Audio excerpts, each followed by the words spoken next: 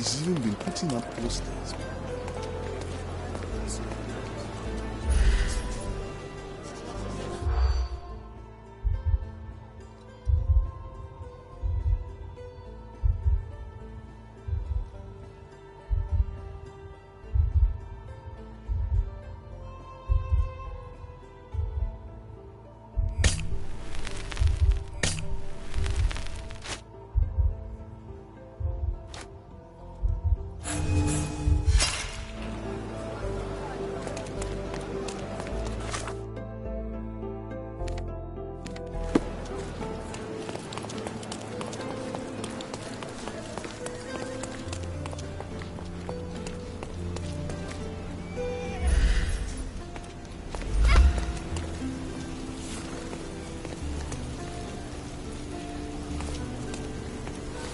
Good day, madam. I've come to you with a special requirement. The tailors on the street can't help me, I'm afraid. Could you make a doll for me? Oh, Senor Holmes. You taught the police how to do their job, and they found the thief. Of course I will help you. But what sort of doll? A child's doll, such as my great-niece might play with? A little larger than your typical doll. Signore, I don't understand. Boy, girl, animal, and what color? Animal, a passionate, perhaps amorous animal. Ah, Signore, you talk in riddles. I am an old lady who's seen it all. Tell me what you need. I need a life-size elephant. I think Mrs. Nini outdid herself with this one. Is that a tail? That's a trunk, John, but I must agree with you that it's her masterpiece. Well, let's not waste any time.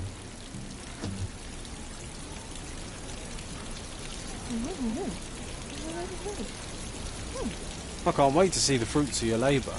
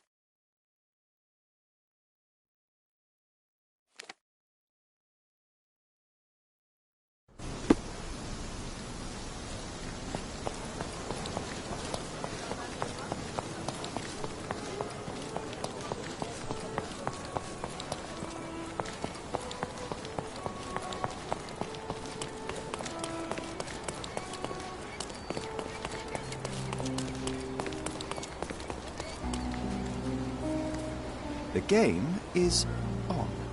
So, what's the plan? I hope it all doesn't go horribly wrong. We know that the elephant is seeking a female. We can arrange that. A doll with the appropriate scent might do miracles. So you're a marriage broker. Well, I suppose that makes me a groomsman. Phew, she is a bit breezy, I must say. Well, Goliath is eager for a single female elephant in his area. It should be just enough for his taste. You'll need to trust me. Are we ready? I can't stand the tension.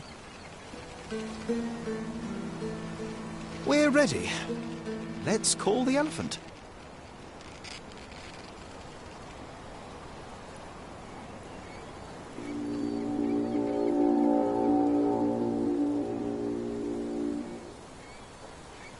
How could anyone resist?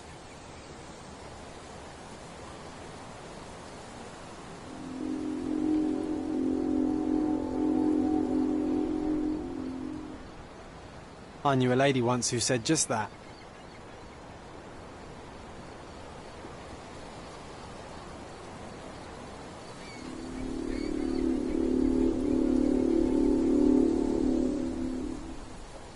Too bad I'm not an elephant.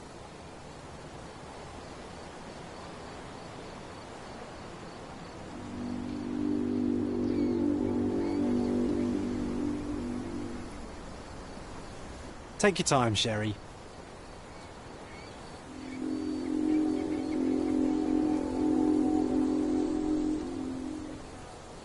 That deserves a slap. And then a kiss. And here's our lovesick friend.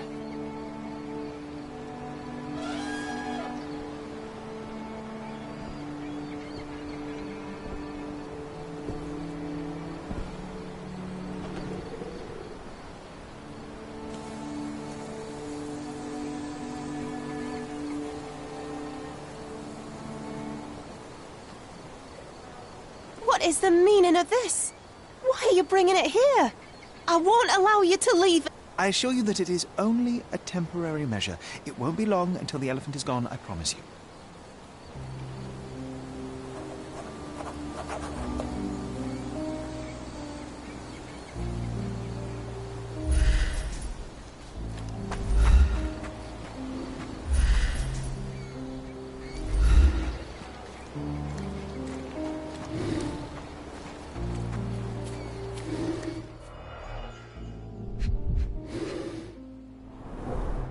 It injured itself while running through the forest.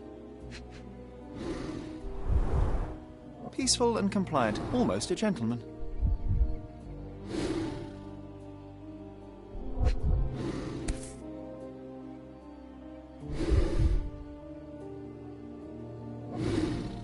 A feathered fletching.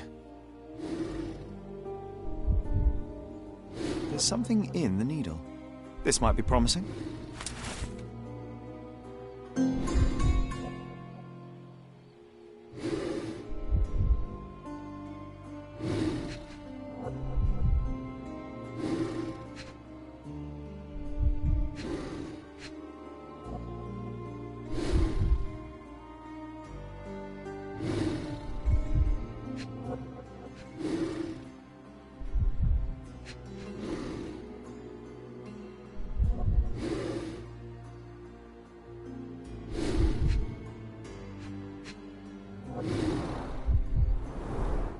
The left tusk is larger and more worn.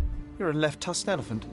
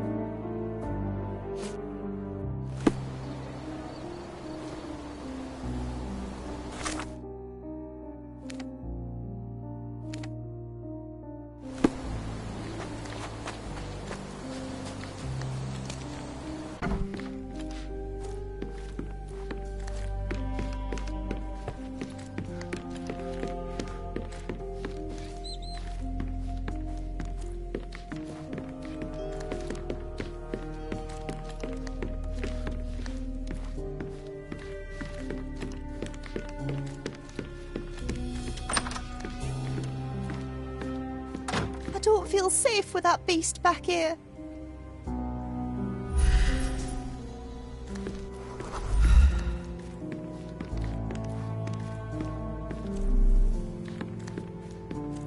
Who's a cute bird?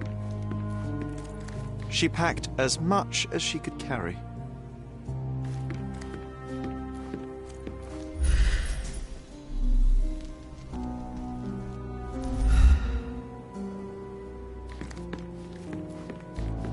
A commendable effort to barricade the windows.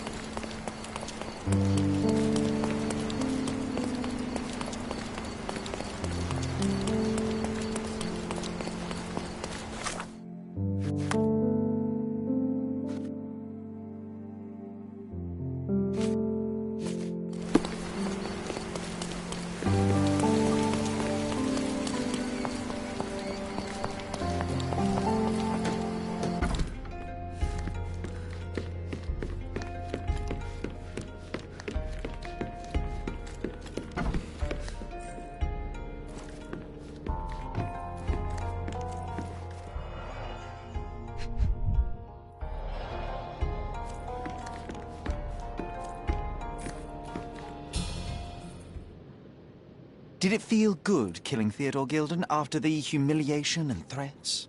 What? I thought you were blaming Goliath for that. No, I think you killed Theodore Gilden. Goliath is, unfortunately, a victim of circumstance. I'm far better than to kill Gilden. Believe me. You see, I managed to capture the elephant. Goliath had a dart stuck in his hide, similar to the ones that you used to kill rodents. My guess is that you used Goliath. A dart can kill a mouse or human, but for an elephant, it's not enough. Strychnine is a powerful stimulant and convulsant. Once the drug was in the bloodstream, Goliath became extremely agitated and so blinded by the flow of energy that he killed his owner. And my dart is responsible for that. I'd rather use my hands. Yes, there would have been fewer variables, but after the attack on you, your condition didn't allow for a direct confrontation. So, you used what you had. That's not what happened. Anyone might have the same set of darts as I do. They're not expensive. But not everyone knew Theodore and had access to his property. I can understand why you killed Mr. Gilden. He saw you with his daughter.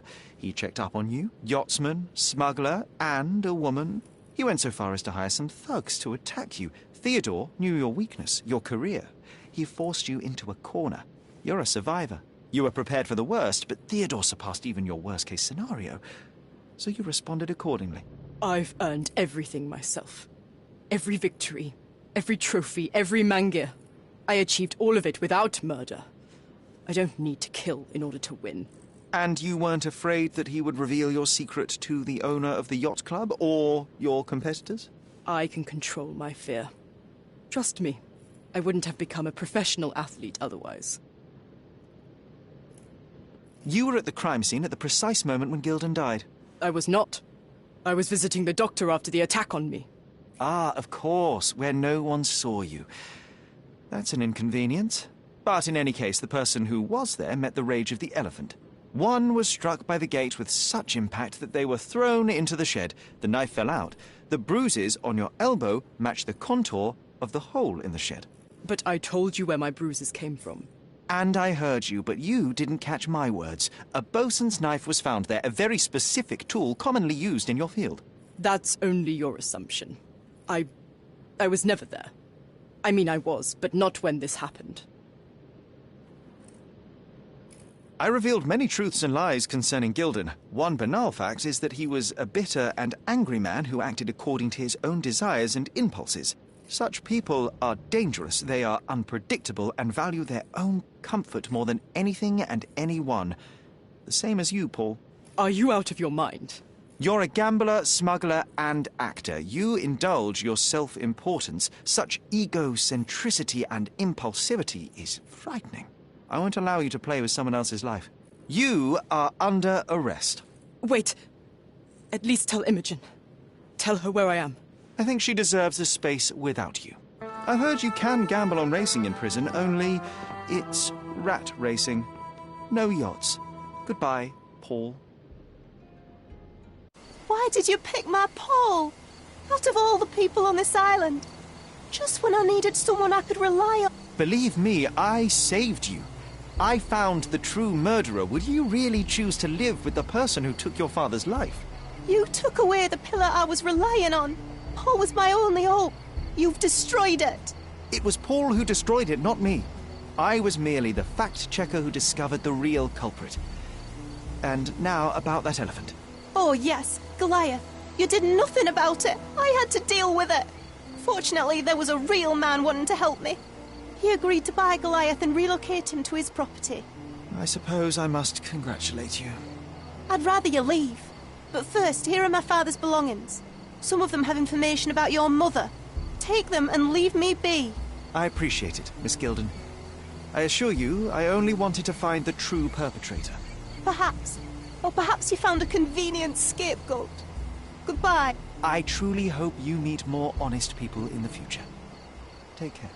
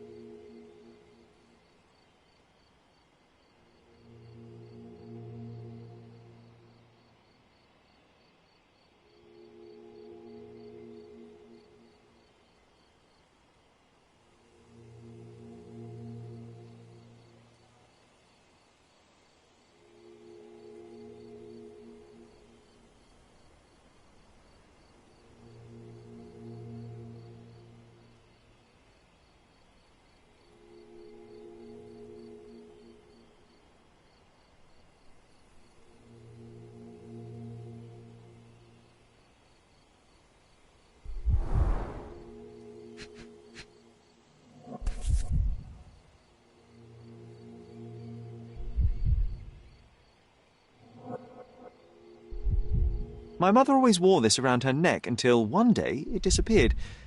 I was wondering where it went. She said it was a birthday present from a good friend.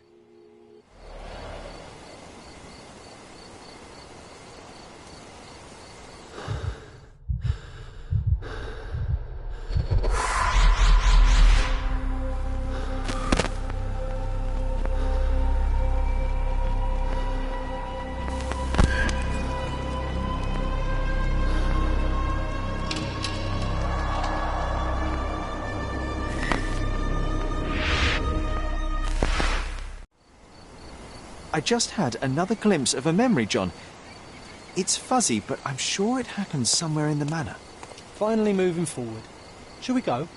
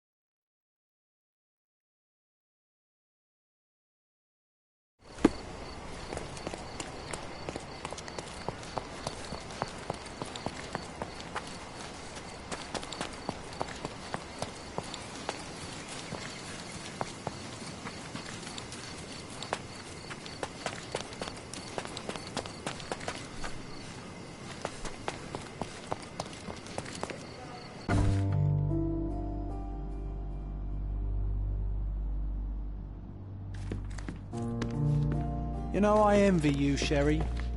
You can talk to other people and they won't ignore you. And I envy you. You can ignore any person you're bored with. You don't miss out on much. Most men are dull, unlike yourself. Well, I'm flattered.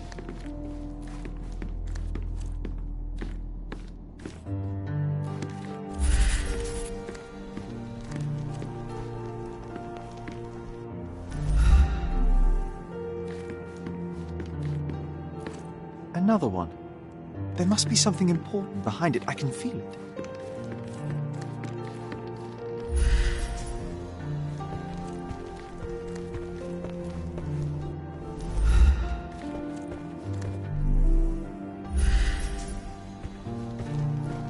I heard footsteps upstairs a second ago. Wait, I had a surprise for my mother.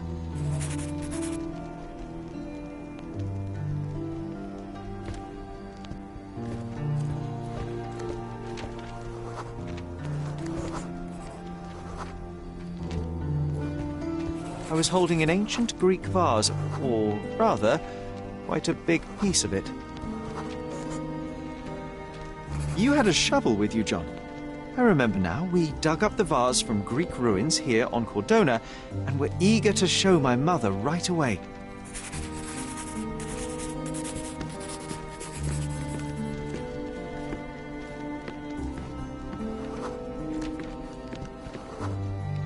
For some reason, the door was closed.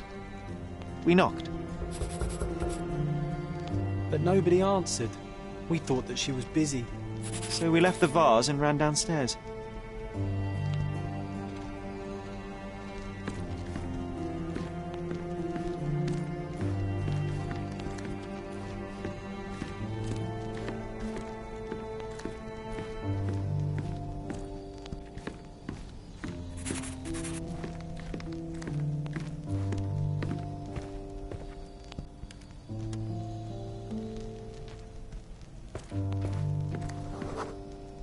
I decided to gather some archaeological tools in order to take a closer look at the vase. But then we heard something, didn't we? Yes. It came from upstairs.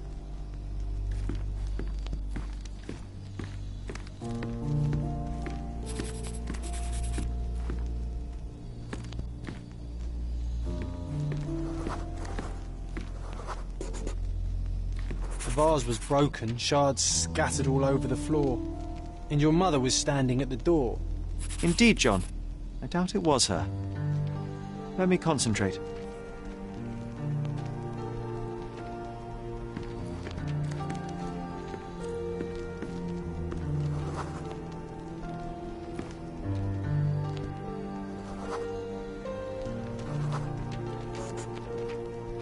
Otto Richter was standing there, furious at us. Dr. Richter told us never to disturb my mother when the door is closed. He said she had broken the vase. But we didn't believe him. I bet he smashed it.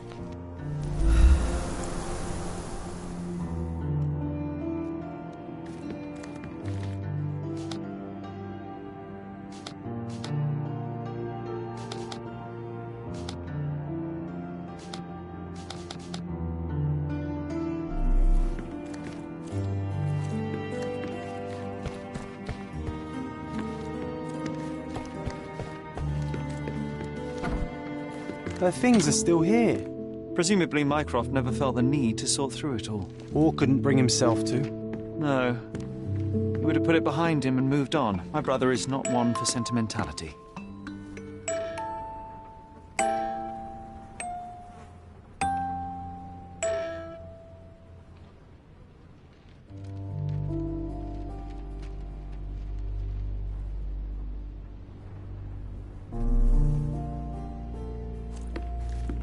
This room always reeked with an acrid medicinal stench. And here is the reason. This room always reeked with an acrid medicinal stench. And here is the reason.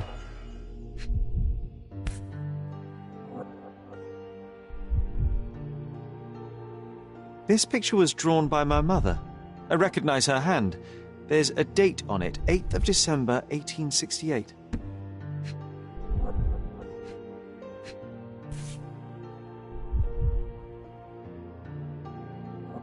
This seems a bit odd. I can recognise my mother's style, but it's far too sloppy. Dated 12th of February, 1869.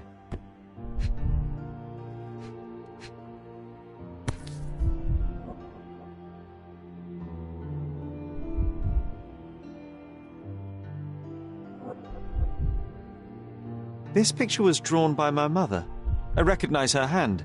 There's a date on it, 8th of December.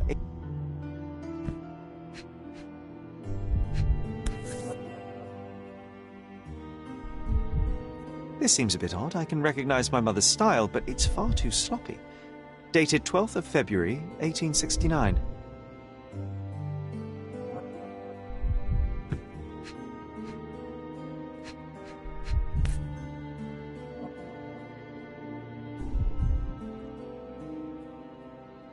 It's difficult to tell what this is meant to represent.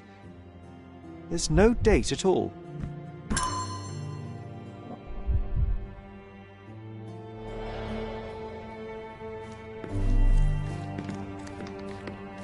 Straps on the bed. Just doesn't look right.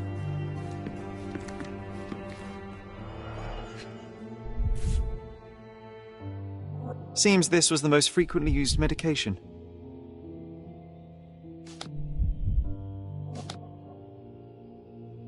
One dram dissolved in a glass of water, administered daily, not to exceed 1 dose in 24 hours, not to be given to children.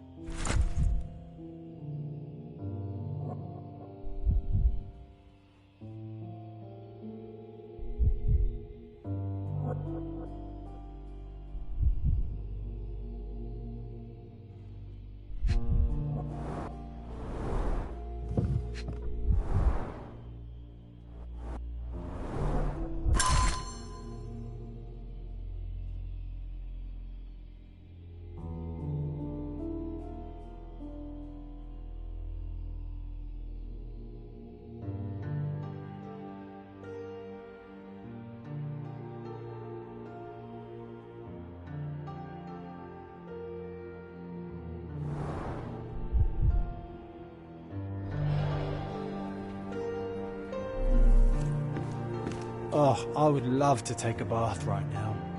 Not this one. Surface corrosion suggests it was prone to extreme temperature fluctuations. For medical purposes, I suppose.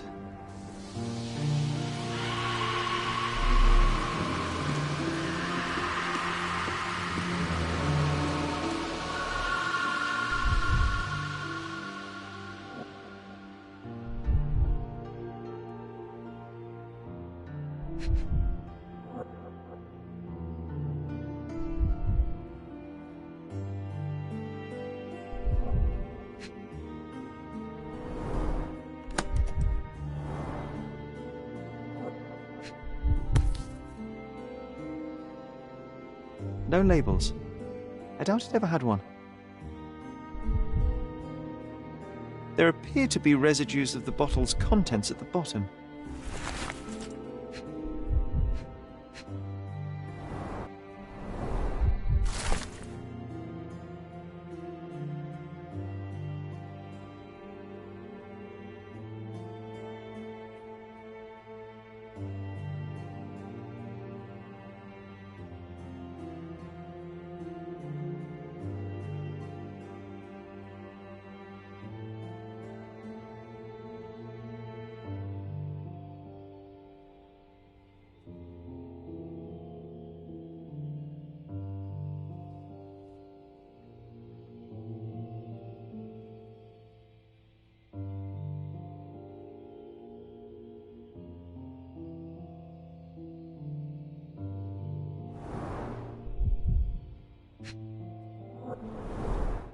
Do you think the doctor could have used these tools here? I hope not.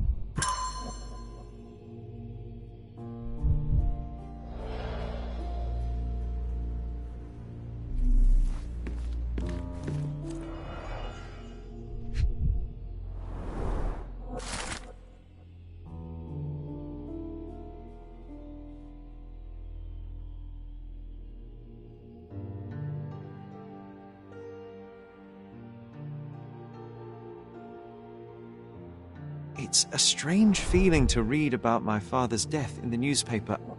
I can't recall anything except the deep feeling of loss.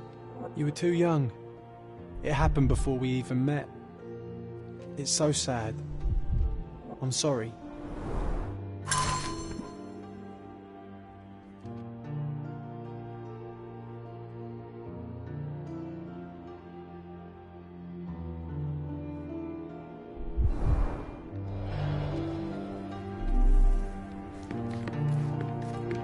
My mother loved flowers. They made her smile. I remember we would bring a new bouquet every week to make her a bit happier.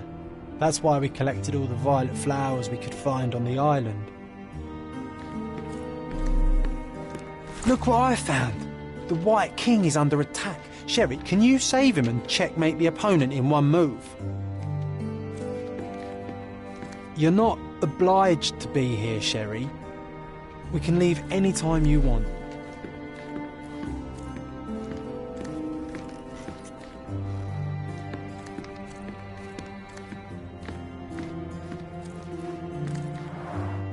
Looks like it was damaged by a blunt object.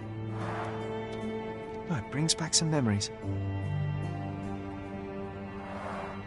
Looks like it was damaged by a blunt object.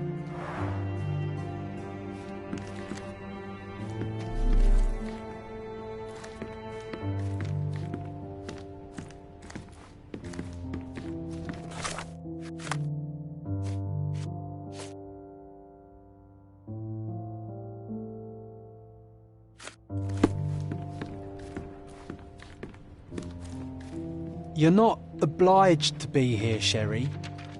We can leave any time you want.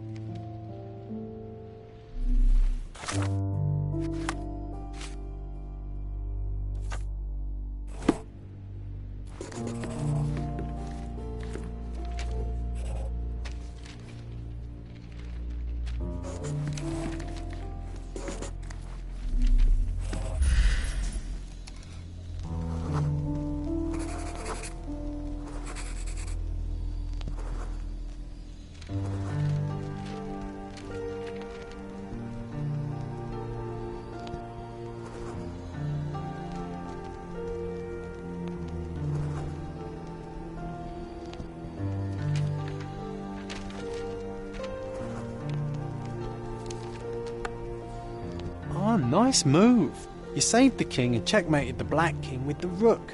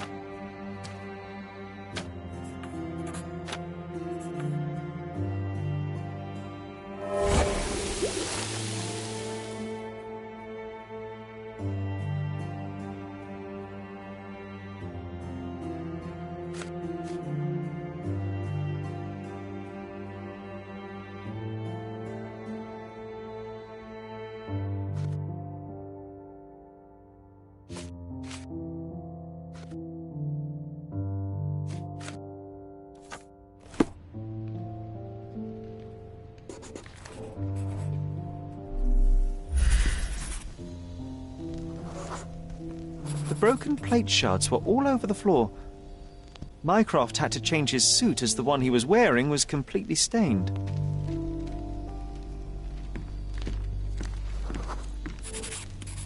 Mother was troubled that morning. Something we did upset her. Dr. Richter tried to calm her down.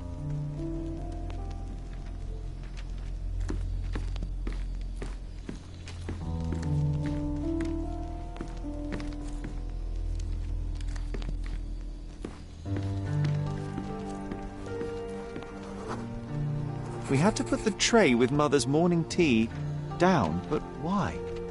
It's starting to ring a bell. I think it happened in the morning.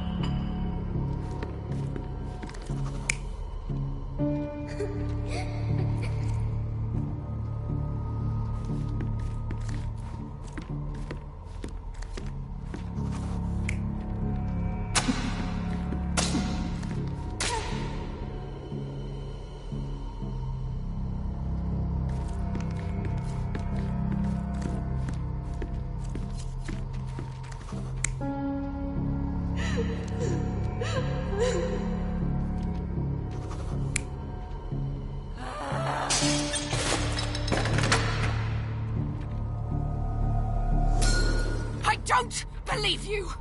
Liars! Get away from me! It's not true! It's not real! What? Oh. Everything will be okay, Sherry. I promise. It was the morning of the 9th of April, the day my mother died.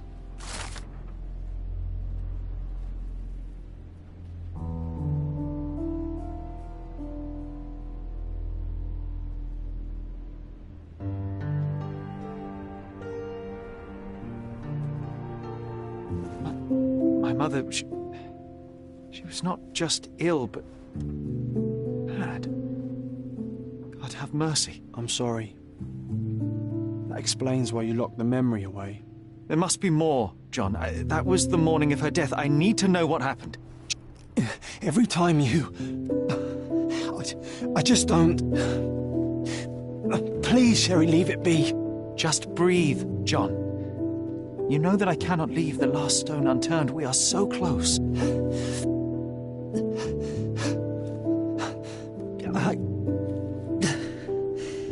I know.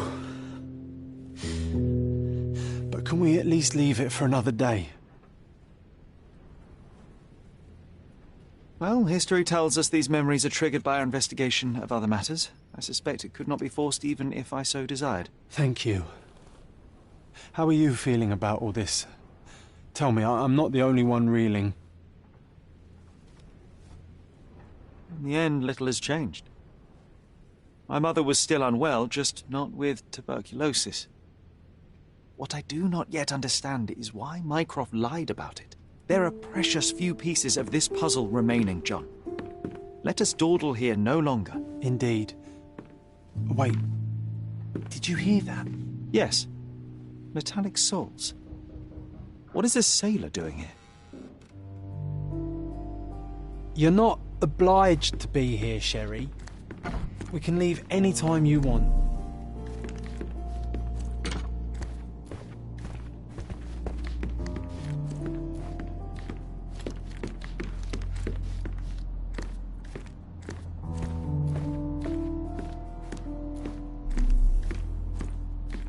Sherlock Holmes, isn't it?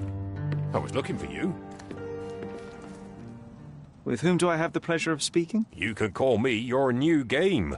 The rules are simple. I have something for you, but you alone must work out what that is. And that something is my prize, I suppose? You're a fast learner, sir.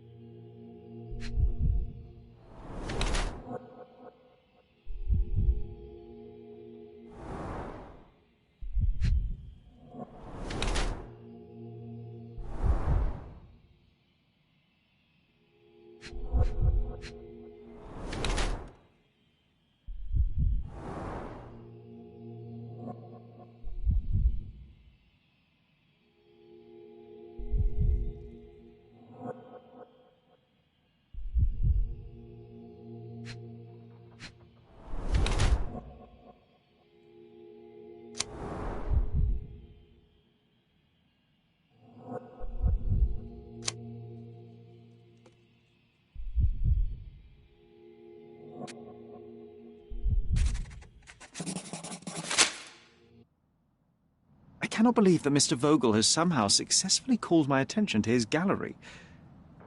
You're here with an invitation to visit it, obviously. My word, you are fast, Mr. Holmes. Could you explain how you came to that conclusion? Of course. Explanations are my favourite part of any conversation. Hands without any sign of regular physical activity, in contradiction to one who would most usually wear such a uniform. The paint in your hair is pink. I don't know of any military service that paints their ships pink, unless they have launched a new fashionable fleet. A sailor with the soul of an artist? I would suggest rather a gallery employee disguised as a sailor to mislead me. How many artists on the island know where I live and of my passion for deduction? Werner Vogel is clearly at the top of the list. And you've been attempting to conceal something square-shaped within your pocket. An invitation, I suppose. An invitation to Mr. Vogel's gallery. That was remarkable, Mr. Holmes. Mr. Vogel was right about your genius. I think he may have even underestimated you. This is your invitation. Please tell Mr. Vogel that the seed has been planted. He asked me to tell you to do so, if you win this little game. Farewell.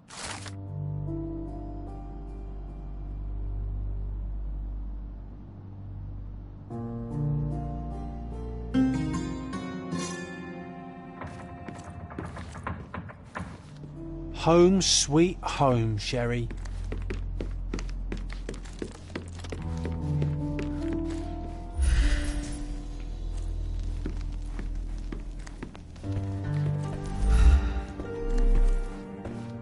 Another one. There must be something important behind it. I can feel it.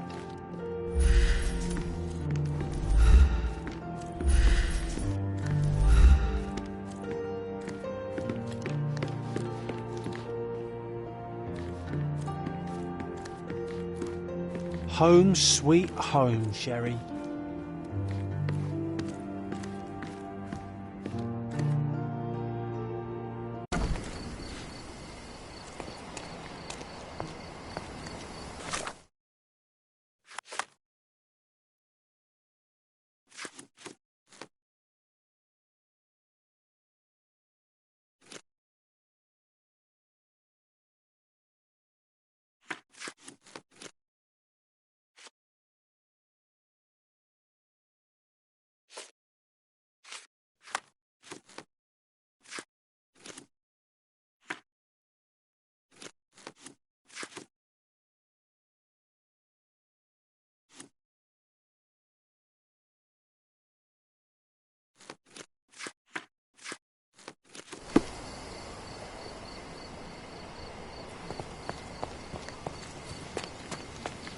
Mr. Sherlock Holmes, I presume. Correct. With whom do I have the pleasure? Emilio Esteva. Happy to make your acquaintance. I am here on behalf of Mycroft, your brother. He's on his way to Cordona. In the meantime, he requests your assistance with a sensitive matter. My orders are to provide you with the details. You have my attention, Mr. Esteva. Mark Ridley, the son of General Arthur Ridley, is being blackmailed. Suffice to say, the compromising material is of a delicate nature. The matter is of no small importance to the Crown, especially given the status quo on Cordona. What about the status quo? The Ottoman population holds a certain animosity towards the colonial rule. It's been this way since we took over the island. General Ridley made concessions with their leaders, but I'm afraid we are still teetering on the edge of open hostility. What does Mycroft want me to do? Retrieve the blackmail material? No, sir, nothing of the sort. Mark Ridley is meeting the blackmailer atop the old city bridge tower. You shall observe from a distance, then establish the blackmailer's identity. Do not attempt to arrest him. We'll handle it from there. Saving the best for yourself? Fine. There's a cafe just over the bridge that provides a good vantage point. Please report to me when you are done. I'll be waiting for you here, and remember, discretion is of the essence. Do exercise some restraint, Mr. Holmes. Find the whos and we'll handle the whys.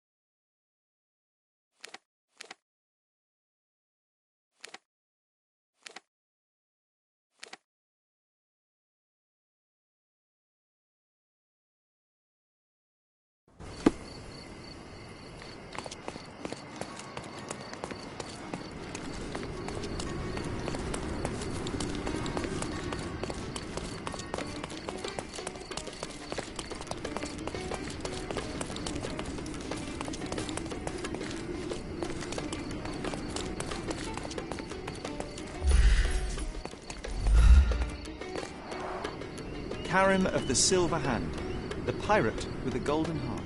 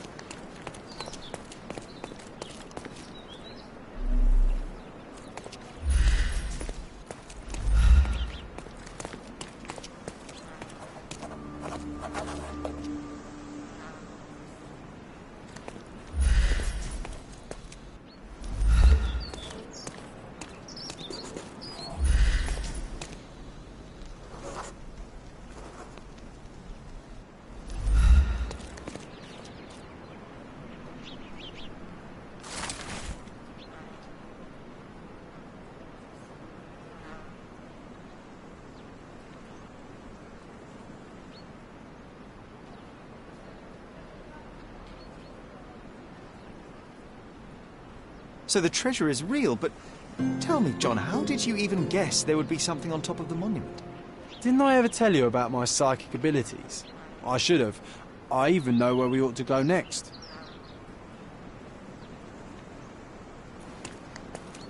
What else do you need on a hot day like this?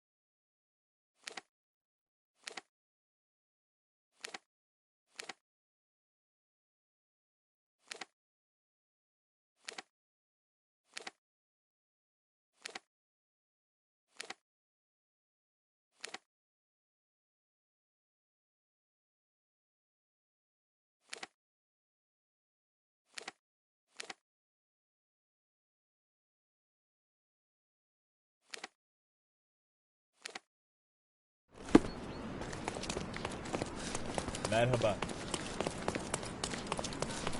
Selam.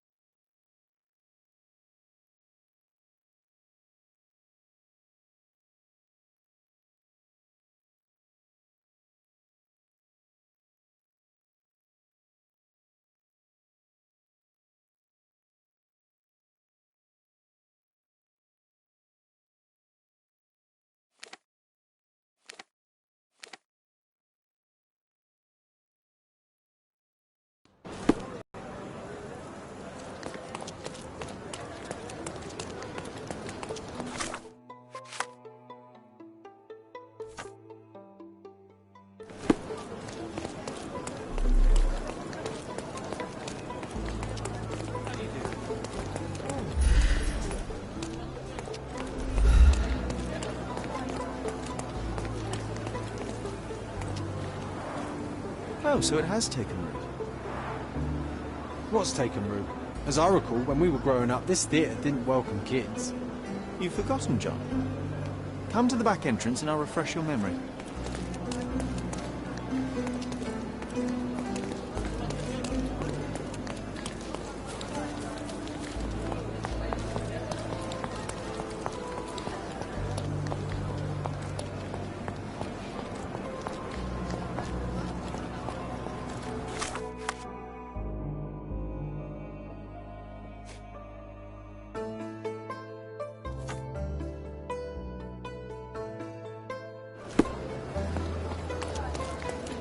I still see nothing. You need to focus, my dear friend. Watch me.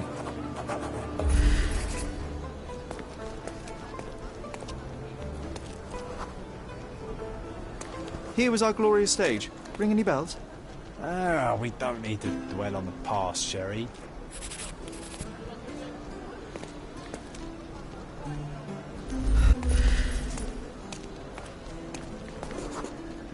And Hamlet's mother, Gertrude, taking poison. What was the name of that girl?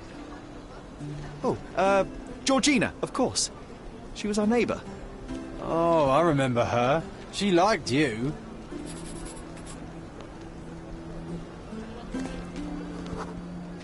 And there you were, the best supporting actor. A silent scene partner, my Yorick.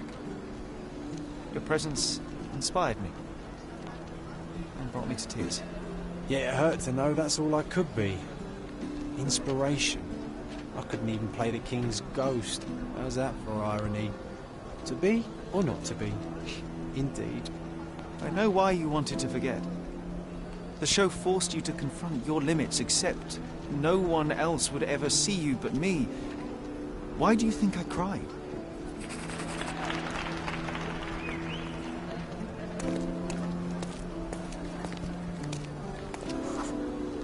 In the end, the audience was thrilled. I can still hear their roars after the final act. You were so pleased with yourself when the theatre director came down to admire your work.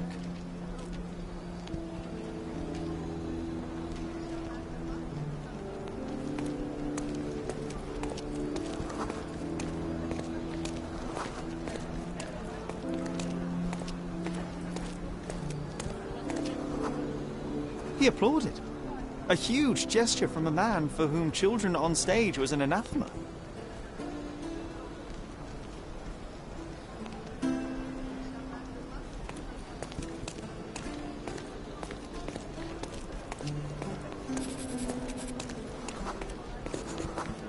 One small step for a man, one giant leap for students of the dramatic arts.